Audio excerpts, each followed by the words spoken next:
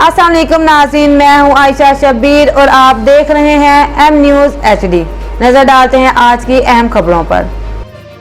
टोपा टेक सिंह से मोहम्मद अफजल रहमानी की रिपोर्ट के मुताबिक सिरियाला पंजाब मरियम नवाज शरीफ की हदायत से सूबे भर विच जमे कल्चर डे मनाया जा रहा है। पंजाब की सखावत की दहाड़ टोपा टेक सिंह दे विच रवायती जोश ते जज्बे दे नाल मनाई जा रही है। डिप्टी कमिश्नर मोहम्मद नीम संधू की देरे नगरानी मुख्तलिफ सखाफती तकरीबात का इनकाद है। असिस्टेंट कमिश्नर पीर महल जुल्फकार साबर दी government girls elementary school number 1 आमद जुल्फकार साबर ने स्कूल विच पंजाब की सखावत के प्रोग्राम की शिरकत की। स्कूल विच बच्चियां ने पंजाबी लिबास टैबलो ते मुशारे पेश करके सखाफत नूं उजागर किया। टोबा टेक सिंह दे स्कूलां ते कालजां दे विच सखाफती दिन दी मुनासबत नाल प्रोग्राम होए ने। टोबे दी फिजा अज लोक विरसे साज ते संगीत नाल महक रही है। पंजाब की सखावत दे रंग देसी खाने ते रवायती अंदाज तकरीबात का हिस्सा बने। मजीद खबरों और अपडेट्स के लिए देखते रहें एम न्यूज़ HD।